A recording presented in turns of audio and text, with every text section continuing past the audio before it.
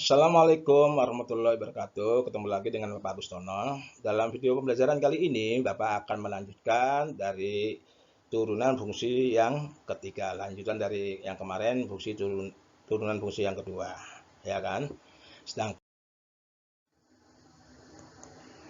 Nah, kita bahas fungsi naik dan turun. Diberikan fungsi kontinu dan terdiferensialkan dalam interval 1. Ya, interval I. Ya. 1, jika turunan dari fungsi X itu lebih besar dari 0 untuk setiap X termasuk I, maka fungsi X-nya itu dikatakan naik dalam interval I. Yang kedua, jika turunannya lebih kecil dari 0 untuk setiap X termasuk I, ya, maka fungsi X-nya turun dalam interval I. Ya, kita lihat contohnya. Jika diketahui fungsi X sama dengan X pangkat 3 min 12 X min 2, tentukan interval fungsi X naik dan fungsi X turun.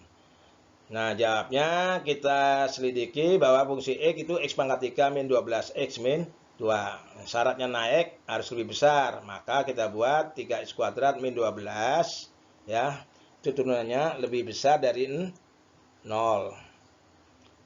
Maka selanjutnya menjadi X kuadrat min 4 sama dibagi 3, ya, menjadi X kuadrat min 4 lebih besar sama 0. Ya, kita lihat ruasnya, harga 0 untuk ruas kiri, ya, maka kita dapatkan, ya, bahwa kita dapatkan X kuadrat min 4 sama dengan 0 itu menjadi X min 2 kali plus X plus 2 sama dengan 0, ya, dimana fungsinya X sama dengan 2 atau X sama dengan min 2. Kita lihat di sini.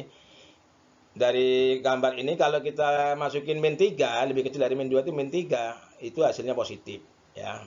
Min 3 kuadrat itu 9 dikurangi 4, 5 kan, 5 itu berarti positif. Sebaliknya kalau kita masukin 2 atau lebih besar dari 2, 3, itu akan menghasilkan positif juga. 9 dikurangi 4 sama dengan 5, ya, itu positif.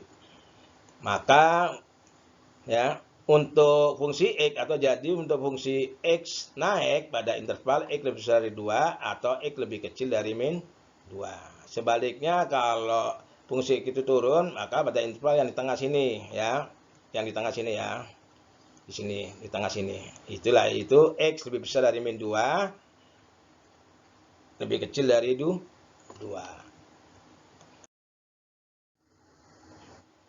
Itu soal dari fungsi naik dan turun. Terus apabila fungsi Y, ya, atau fungsi X kontinu dan diferensial, maka fungsi A-nya dikatakan nilai stasionernya dari fungsi X jika dan hanya jika turunannya sama dengan 0. Ya, kalau turunannya sama dengan 0 itu namanya nilai stasioner, ya. Nilai stasioner itu bisa ditulis titik balik nanti, ya. Sedangkan titik A, fungsi A dinamakan titik stasioner. Ya, titik stasioner itu titik balik. Ya, satu jenis nilai stasioner.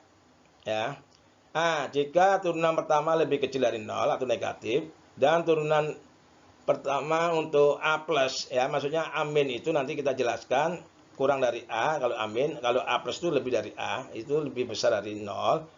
Maka fungsi A merupakan nilai balik minimum.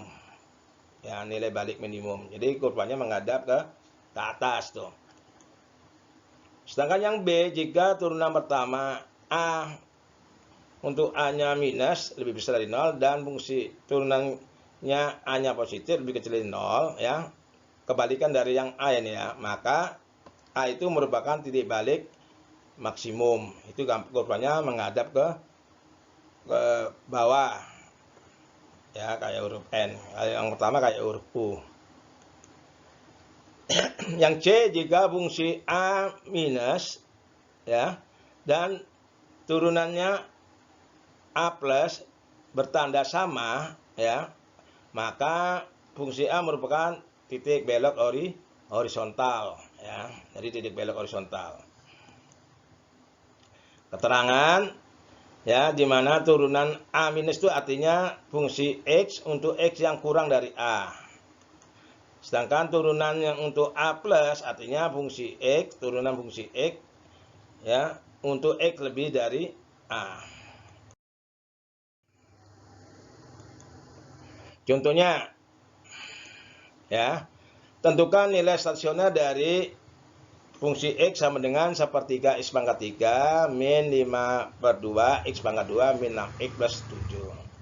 Beserta jenisnya. Nah, kita buat dengan turunannya dulu untuk menjawabnya. Ya. Lihat turunan fungsi X 1/3 X pangkat 3 min 5/2 X kuadrat min 6X plus 7 itu kita turunkan menjadi X kuadrat.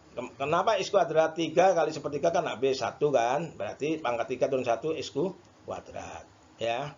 Terus 5/2X itu X kuadrat itu menjadi 2 lari ke depan. 2 kali 5/2 itu menjadi min 5 ya. X pangkat 2 turun 1 menjadi X. Nah ini min 6, 7-nya 0. Nggak bisa ditulis. Nah. Setelah itu akan diperoleh nilai stasionernya. Ini kita faktorkan ya. Di mana turunan pertama sama dengan 0. Nah, yang di atas itu dimasukkan.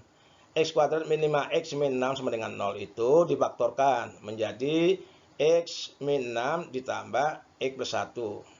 Maka didapatkan X sama dengan 6 dan X sama dengan min 1. Nah, sekarang untuk X min 1, nilai stasionernya kita masukin min 1 ke fungsi yang di atas di sini ya. Yang di atas di fungsi X ini akan menghasilkan 61/6 merupakan titik balik maksimum ya. Kalau kita masukin min 1 itu hasilnya positif, 61/6 akan merupakan titik balik maksimum ya. Untuk X sama dengan 6 ya, kita masukin fungsi 6 ke yang atas ini, fungsi X-nya akan ketemu min 47 karena merupakan negatif, merupakan titik balik minimum ya. Kalau hasilnya negatif, titik balik minimum.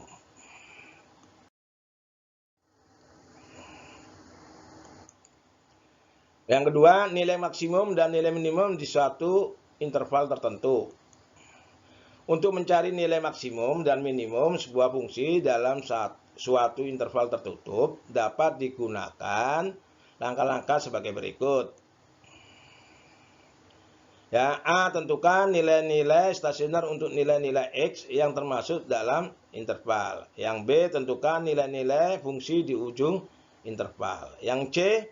Dari nilai-nilai tersebut, nilai terkecil adalah nilai minimum dan nilai terbesar adalah nilai maksimum. Ya,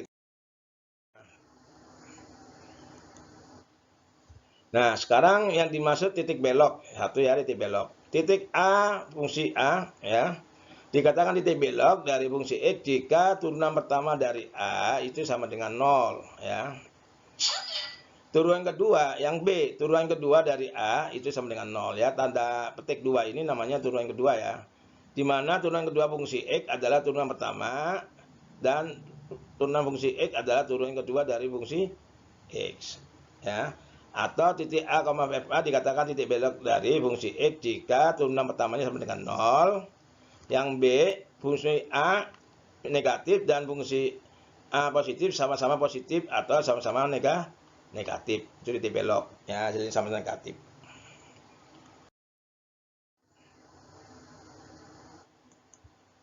Contohnya,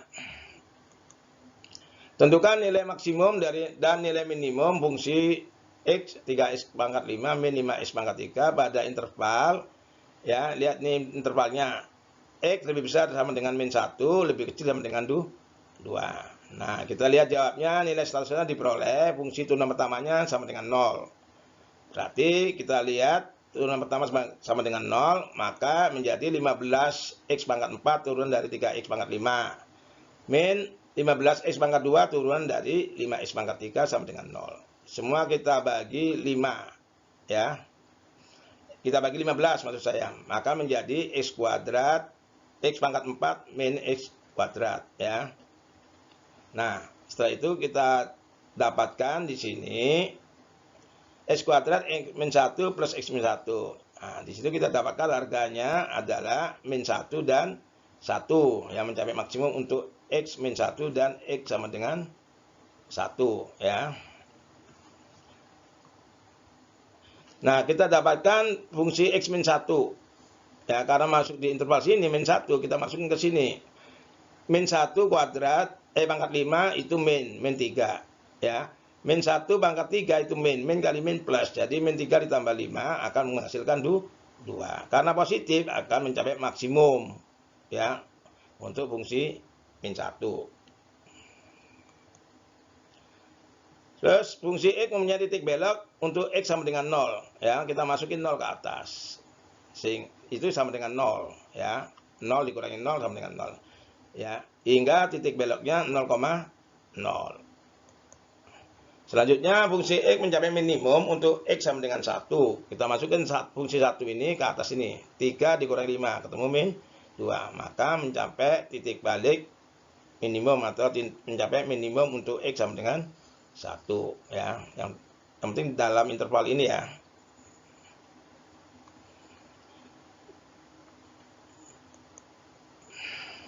Nilai fungsi di ujung interval, lihat di situ X min 1 sama dengan 2. X sama dengan 2. Ya, kita masukin karena di sini ini fungsi 2, ya.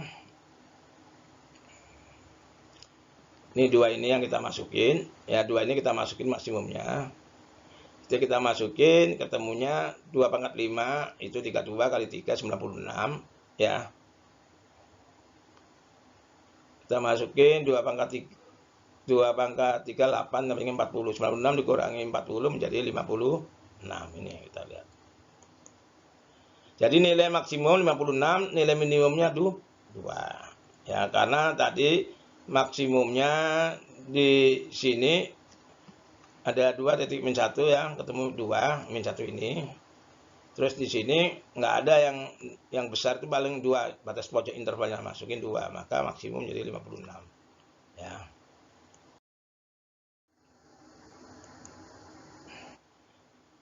Satu, dengan menggunakan definisi turunan, tentukan turunan dari fungsi X sama dengan min 4X pangkat 2 ditambah X, ya.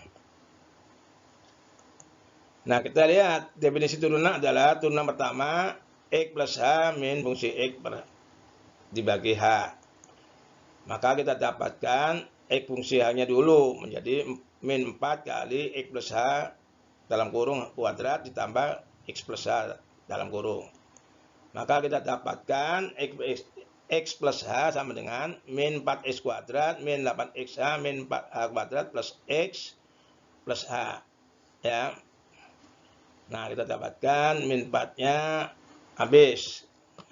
Tinggal min 8. Ya. Min 4X kuadrat itu habis dengan plus 4X kuadrat min 8XH ya, min 4H kuadrat. X-nya juga habis plus H. Nah, semua dibagi H. Ya, akan menjadi min 8 tadi ya, yang saya uraikan min 8XH min 4H kuadrat plus H dibagi H semua. Maka menjadikan min 8X min 4H plus 1. Kita masukin hanya 0, berarti min 8X plus 1. 2. Tentukan turunan pertama jika Y sama dengan X pangkat 3. Ini soal-soal latihan semua nih. Ya, kali cos X. X pangkat 3. Y sama dengan X pangkat 3 kali cos X. Nah, untuk menjawabnya, kita buat dulu ya. U-nya itu X pangkat 3. Dimana turun dari U 3X kuadrat. Terus P-nya cos X. Dimana turunan dari P adalah min sin X. Nah, setelah itu pakaikan U kali P. Turun dari U kali P itu menjadi 3X kuadrat kali cos X. Ditambah U. U-nya X pangkat 3, turun dari P min sin X. Ya. Akan menghasilkan min X pangkat 3 sin X plus 3X kuadrat cos X. Ini hasilnya untuk yang nomor 2. Ya. Nah, selanjutnya nomor 3, tentukan turunan pertama dari fungsi X sin pangkat 3 kali dalam kurung 2X plus 1. Ya, sin pangkat 3 dalam kurung 2X plus 1. Kayak tadi kita misalkan 2X plus 1 itu U. Ya, U-nya 2X plus 1, maka DU per DX itu ketemu 2. Terus V-nya kita misalkan sin U, maka dV per du berarti cos U. Nah, maka kita menggunakan rumus dy per dx sama dengan dy per dv, dy kali dy per du kali du per dx ya. Nah, untuk mencari dy per dx kita ambil dv per du dulu. Ya. Maka di sini kita lihat 3-nya lari ke depan. 3 ya kali V kuadrat kali cos U ya. Jadi saya ulangin 3 du per ya du per dv itu 2, terus dv per du itu cos U ya. Nah, dy per dv-nya berarti 3-nya lari ke depan V kuadrat. Nah, setelah itu kita ganti untuk V-nya ya. V-nya kita ganti menjadi dy per dx-nya kita turunkan jadi 6 sin kuadrat U ya kali cos U. Maka menghasilkan dy per dx 6 sin pangkat 2 kurung 2x plus 1 ya U-nya tadi 2x plus 1 terus cos U berarti 2 cos x plus ya U-nya dikali 2x plus 1 jadi cos 2x plus 1. Untuk yang keempat diketahui fungsi x a plus b cos x jika fungsi 0 ketemu min 2 dan fungsi pi turunan dari pertama dari pi per 2 itu sama dengan 4. Tentukan nilai a dan b. Ya. Jawabnya kita misalkan U itu sama dengan B turun dari U 0 ya. Terus P itu sama dengan cos X, maka turun dari P min sin X. Nah, jadi turunannya itu untuk fungsi X ya A ini 0 karena nggak ada X-nya ya, plus U kali P, berarti ketemunya 0 kali cos X plus B kali min sin X. Akan menghasilkan turunannya menjadi min B sin X. Masukin nilai 2, masukkan 2 ke 1 ya. Lihat P 90 berarti masukin X-nya 90 kan 1 berarti min B kali 1 berarti B-nya ketemu 4 tadi ya. 4 sama dengan B kali min sin P per. Nah, di mana sin 90 itu sama dengan 1 berarti min B sama dengan 4. Berarti B sama dengan min 4. Sehingga nilai dari A dan B adalah 6 dan min 4 ya.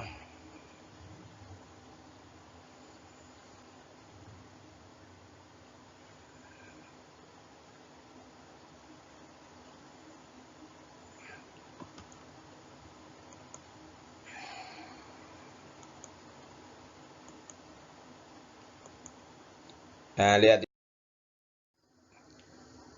Yang sekarang latihan soal, jika fungsi x kuadrat plus 3x akar x per akar x, maka fungsi 1 masukkan ya. Terus kedua, turunan pertama dari ini, semua ini latihan soal, kamu buat latihan, nanti kalau nggak paham silahkan tanyakan ke Bapak. Latihan soalnya. Ya, itu ada Bapak gunakan untuk ya, sampai di sini dulu. Barangkali untuk latihan soalnya nggak paham, silakan japri ke Bapak atau kita bahas di menu diskusi ya di sekolahan ID ya atau japri ke Bapak. Sampai di sini dulu kita selesaikan. Wabillahi taufik wal hidayah. Assalamualaikum warahmatullahi wabarakatuh.